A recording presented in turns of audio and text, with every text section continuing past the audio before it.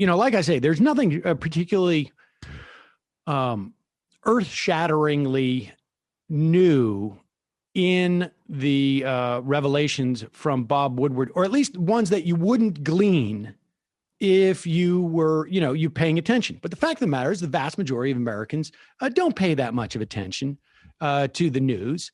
And hearing Donald Trump say in his own voice in February that, this is much worse than the flu. This is 5 times, the death rate is 5 times more. And it's not just about touching stuff. It's in the air. Hearing him say that really, I think, I would imagine is going to impact some votes. At the very least, it is not unreasonable to speculate what would have happened had we heard that at the time in terms of just the messaging that would have been forced upon the Trump administration in terms of hey, wait a second. This is all about the air. This is 5 times. People have to take this seriously. We heard you say it on the tape. I mean, I think there's a decent argument it could have saved thousands of lives. And frankly, I think we would be in much better shape in terms of sending our kids to schools. It would have given leverage to the scientists. Instead of, you can read now articles about how the CDC was completely sitting there, a perfect target to be rolled and essentially degraded because they had no political acumen. And this would have provided at least some basis to push back on the Trump administration. But Tucker Carlson has a different take. And here it is. That for repeated interviews with Bob Woodward. Why in the world would he do that? Well, tonight, from a source who knows the answer to that mystery, Senator Lindsey Graham of South Carolina. It was Lindsey Graham who helped convince Donald Trump to talk to Bob Woodward. Lindsey Graham brokered that meeting. Lindsey Graham even sat in on the first interview between Bob Woodward and the president. How'd that turn out? Now, remember, Lindsey Graham is supposed to be a Republican, so why would he do something like that? You'd have to ask him. But keep in mind that Lindsey Graham has passionately opposed, virtually every major policy initiative that Donald Trump articulated when he first ran, from ending illegal immigration to pulling back from pointless wars to maintaining law and order at home. Lindsey Graham was against all of that more than many Democrats. So maybe you already know the answer. Wow. Of course, it also begs the question, how did Lindsey Graham manage to do a 180 on all those things that he was supposedly so concerned about? But that's not what Tucker Carlson's about. I have no problem with Tucker Carlson sinking Lindsey Graham and dropping him and having a Jamie Harrison win that Senate seat in South Carolina.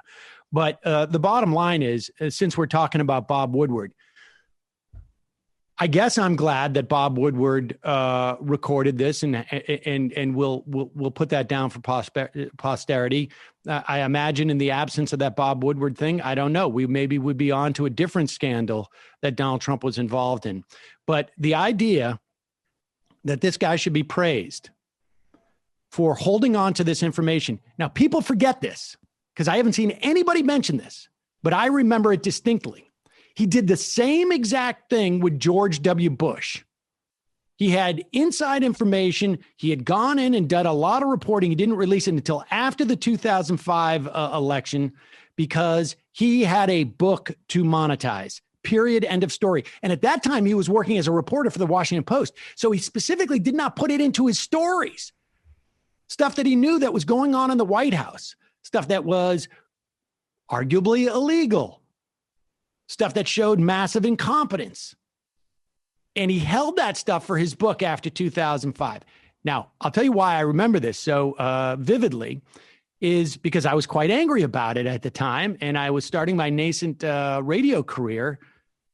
And I was asked to MC a theatrical reading of All the President's Men. I guess Billy Crudup was there because I went back and I looked at that. I had no idea. I still wouldn't know him if he was in this room, but I recognized the name. But there was a bunch of other actors. I think some very prominent actors. and Carl Bernstein was playing a role as well.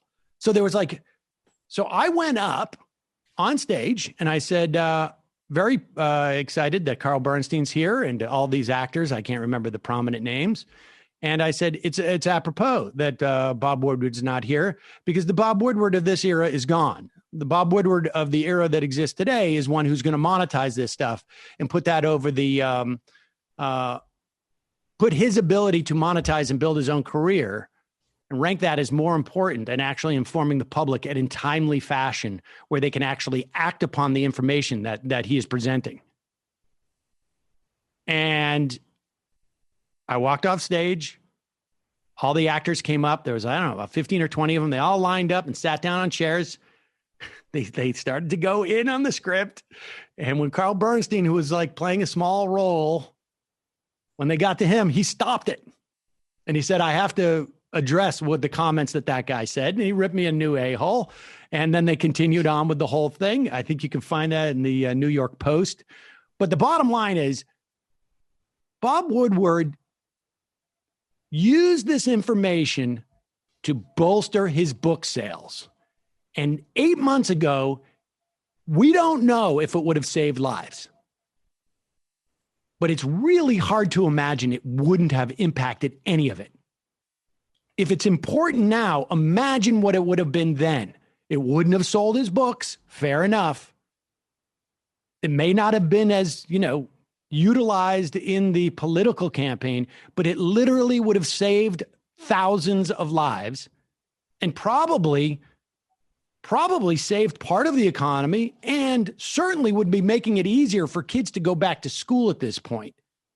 Had this been taken seriously from the beginning, had the Trump administration, by his own words, had been held to that standard and understanding of what this was that we were dealing with, it's very hard to imagine that we wouldn't have heard something that it wouldn't have impacted the way our government and our society responded to this. I'm sorry. I mean, it's almost impossible to believe. And certainly, Bob Woodward making that decision in that moment couldn't have come to the conclusion this wouldn't mean anything in terms of the way that we respond to this disease. So put that in Bob Woodward's pipe and smoke it, if you will. I got a couple